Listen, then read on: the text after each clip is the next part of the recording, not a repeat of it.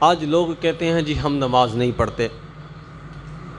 میں نے کہا اللہ کے بندے تو کون ہوتا ہے یہ کہنے والا کہ میں نماز نہیں پڑھتا، ہم نماز نہیں پڑھتے؟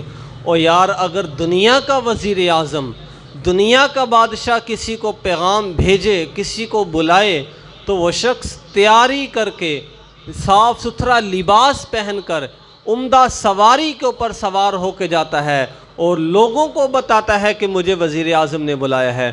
وہ دونوں جہانوں کا بادشاہ کسی کو بلائے اور وہ جائے نہ، ایسا نہیں ہو سکتا۔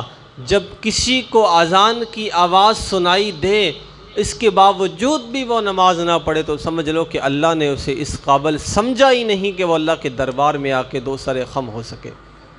اللہ نے اسے اس قابل نہیں سمجھا کہ وہ اللہ کے دربار میں آئے اور اپنی جبین جھکا دے۔ ایک بادشاہ اپنے غلام کے ساتھ سفر کر رہا تھا، تو غلام نے کہا بادشاہ سلامت، میں نے نماز پڑھنی ہے، مجھے نماز کے لیے رخصت دی جائے۔ بادشاہ نے کہا اجازت ہے، آپ پڑھ لیں، میں انتظار کر رہا ہوں۔ اب غلام چلا گیا مسجد کے اندر، بیٹھ کے نماز پڑھ رہا ہے، نماز کے بعد ذکر کے اندر مشغول ہو گیا۔ بادشاہ نے دیکھا کہ کافی وقت گزر چکا ہے اور غلام ابھی تک واپس نہیں آیا۔ بادشاہ مسجد کے جوتوں والی جگہ پر جا کے کھڑا ہو گیا اور وہیں سے پکار رہا ہے کہ او خدا کے بندے، کون سی چیز ہے جو تجھے مسجد سے باہر نہیں آنے دے رہی؟ اتنی دیر سے مسجد کے اندر بیٹھا ہوا ہے۔ تو غلام نے وہیں سے بیٹھ کر کہا بادشاہ سلامت، جو چیز آپ کو مسجد کے اندر نہیں آنے دے رہی، جو ذات آپ کو مسجد کے اندر آنے کی توفیق نہیں دے رہی، وہ مجھے مسجد سے باہر جانے کی توفیق نہیں دے رہی۔ یہ اللہ تعالیٰ کی توفیق، اللہ کی عطا ہوتی ہے۔ اب دیکھیں آج کل تو ہمارے ہاں یہ بہت عام ہو چکا ہے کہ جب والد معذور ہوتا ہے، اب اس نے نماز پڑھنے کے لیے مسجد جانا ہے، بیٹے کو کہتا ہے کہ مجھے مسجد تک چھوڑاؤ۔ ایک موٹر سائیکل کے اوپر، ایک سواری کے اوپر دونوں سوار ہیں، باپ بھی سوار ہے، بیٹا بھی سوار ہے، دونوں کا رخ ایک طرف ہے، رستہ ایک طرف ہے، دونوں مسجد کی طرف جا رہے ہیں، لیکن اختتام یہ ہوتا ہے کہ بیٹا باپ کو مسجد کے دروازے کے سامنے اتار کر مسجد کے اندر چھوڑ کر خود واپس چلا جاتا ہے۔ کیا وہ مسجد کے اندر نہیں آ سکتا جس کے ہاتھ پاؤں ٹانگیں سب سلامت ہیں؟ وہ مسجد کے اندر نہیں آ رہا، جس کی سلامت نہیں ہے اس کو خود چھوڑنے کے لیے آ رہے ہیں۔ حدیث مبارکہ کے اندر آتا ہے کہ جب اذان ہوتی ہے تو فرشتوں سے یہ کہہ دیا جاتا ہے کہ ان الفاظ کی آواز، اذان کی آواز، پوری کائنات کے اندر جتنے بھی چرند پرند حیوانات، نباتات، جمادات، جو کچھ بھی ہے، وہ نر ہے، وہ مادہ ہے، وہ چرند ہے، وہ پرند ہے، ہر ایک کی کان میں اذان کی آواز جانی چاہیے۔ لیکن جو شقی اور بدبخت ہے، جو میرا نافرمان ہے، اس کی کان میں میری اذان کی آواز نہیں جانی چاہیے۔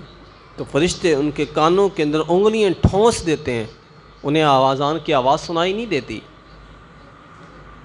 معزز سامعین، چھوٹی چھوٹی مصروفیات کی وجہ سے نماز کو ترک کر دینا، یقین کریں کہ آج ہمارے ہاں نماز کے ساتھ وہ سلوک کیا جاتا ہے کہ ایک نیک بندہ، متقی آدمی سوچ کر حیران ہوتا ہے کہ یار یہ لوگ نماز چھوڑ کیسے دیتے ہیں۔ نبی کریم صلی اللہ علیہ وسلم کے زمانے میں عام منافق جو ہوتا تھا، کھلم کھلا جو منافق ہوتا تھا، وہ بھی نماز نہیں چھوڑتا تھا، نماز وہ بھی پڑھتے تھے۔ بعد کے زمانے میں ان کے لیے تو بہت ساری سزائیں منعقد ہیں کہ جو بندہ نماز کو نہیں پڑھتا تو میدان کے اندر لے آؤ اور اس کو سولی پہ چڑھا دو، بعض کہتے ہیں اس کا سر قلم کر دو۔ تو یہ نماز کی اہمیت کے اوپر دائل الفاظ ہیں، لیکن ہم نے کیا کیا ہے؟ آج ہمارے ہاں پتہ کیا ہوتا ہے؟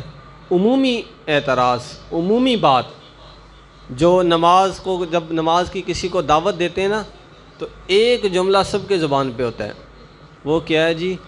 آپ نے کسی کو نماز کا کہا آؤ نماز پڑھنے کے لیے چلیں، نہیں جی میرے کپڑے ٹھیک نہیں ہیں، آپ اسی بندے کو تھوڑی دیر بعد کہو کہ آؤ فلاں کی طرف ولیمے پہ جانا ہے، دعوت پہ جانا ہے، تو وہ بندہ کہے گا 2 منٹ رکو میں کپڑے تبدیل کر کے آتا ہوں۔ وہی بندہ نماز کے لیے اس کے کپڑے ٹھیک نہیں ہیں، اور جب دعوت کی بات آتی ہے کہتا ہے آپ 2 منٹ انتظار کرو میں ابھی کپڑے تبدیل کر کے آیا۔ ایمان کی کمی ہے نا، ایمان کی کمزوری ہے، دل کے اندر میل ہے۔ جب تک دل ایمان کو قبول نہیں کرے گا تو اللہ کی محبت اس دل کے اندر نہیں آئے گی، تو کیسے انسان کی عبادت کو لطف آئے گا؟ تیری عظمتوں سے ہوں بے خبر، یہ میری نظر کا قصور ہے، تیری رہ گزر میں قدم قدم، کہیں عرش ہے تو کہیں طور ہے، یہ بجا ہے مالک بندگی، میری بندگی میں قصور ہے، یہ خطا ہے میری خطا مگر تیرا نام ابھی تو غفور ہے، یہ بتا میں تجھ سے ملوں کہاں، مجھے تجھ سے ملنا ضرور ہے، کہیں دل کی شرط نہ ڈالنا ابھی دل گناہوں سے چور ہے۔ تو جب